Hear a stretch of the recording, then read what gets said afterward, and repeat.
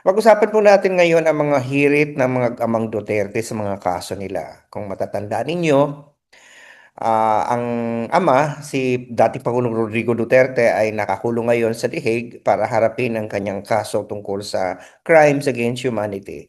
At si Sara Duterte naman may kaso sa impeachment court.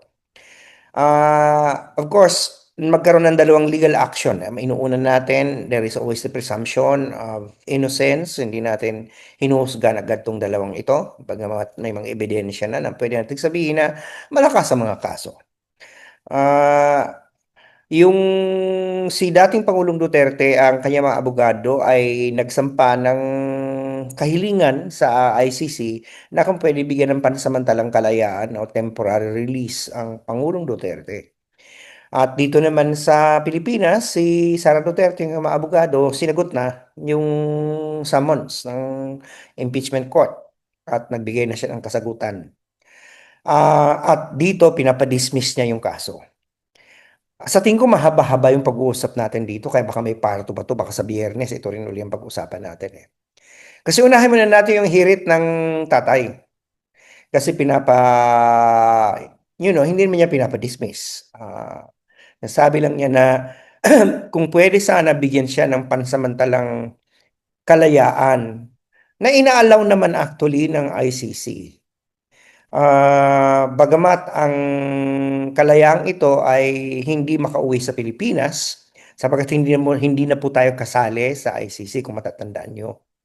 Tayo po ay, bagamat ang mga ginawa ni Pangulong Duterte ay sakop pa ng ICC sapagkat nangyari ito nung miyembro pa tayo, pero tandaan ninyo siya ay kumalas na. Kaya sa ngayon, hindi na po tayo party sa Rome Statute. So hindi na po tayo pwede maging host ni Pangulong Duterte pag siya ay binigyan ng temporaryong kalayaan.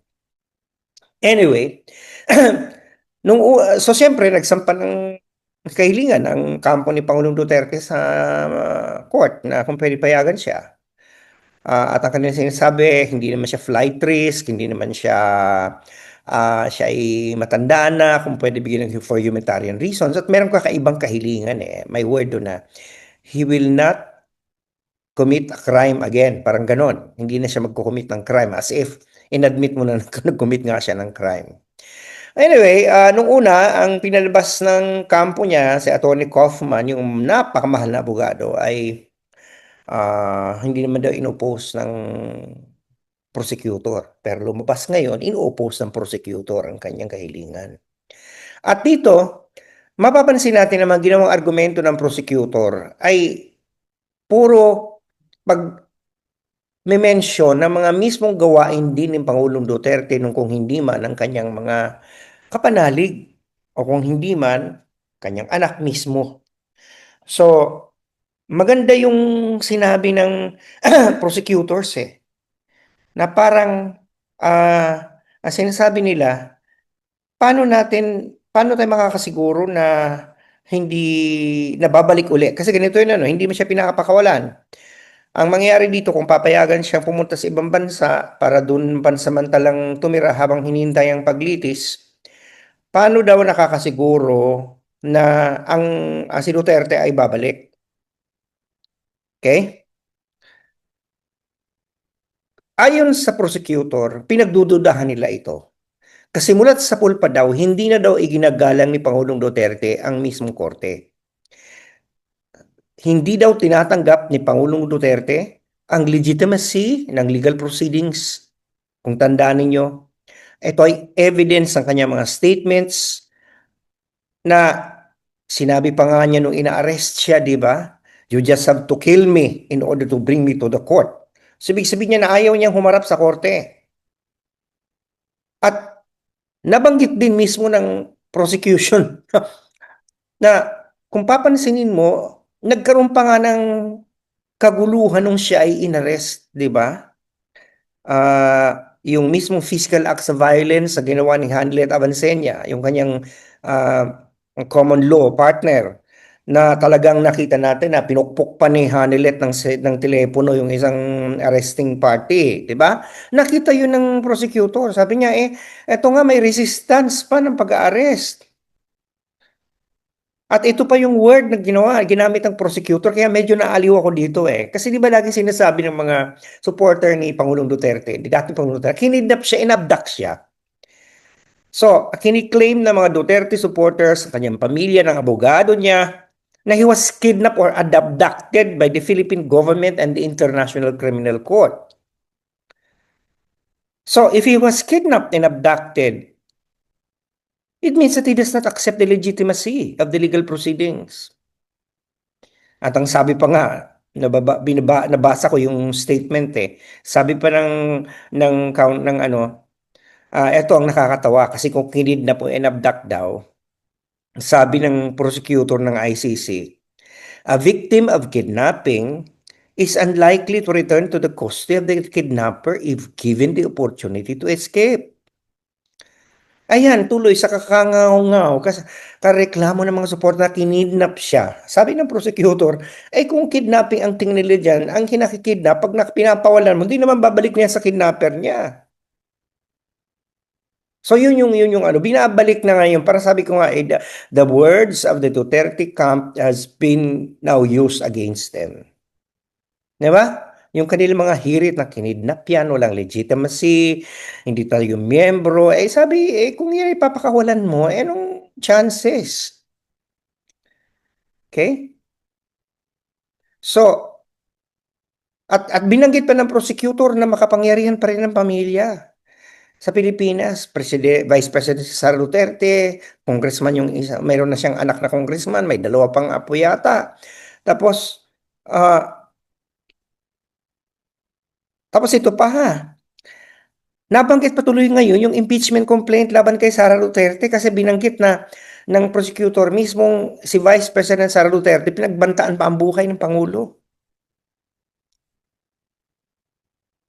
And malinaw naman daw na marami ng pagkakataon na si Pangulong Duterte nung nasa presidency pa, nakikialam sa mga kaso. Katulad nung ABS-CBN, katulad nung, kay Maria Ressa. So, meron na siyang track record. So, alam mo, yung mga ginagawa mo, maging aral sana ito sa mga Duterte, yung mga sinasabi ninyo, hindi nakakatulong. Di ba sabi ko nga noon, yung mga sinasabi ng mga followers, yung mga sinasabi ng mga enablers, yung mga DDS, hindi nakakatulong. Ginamit na yan laban tuloy sa kanila.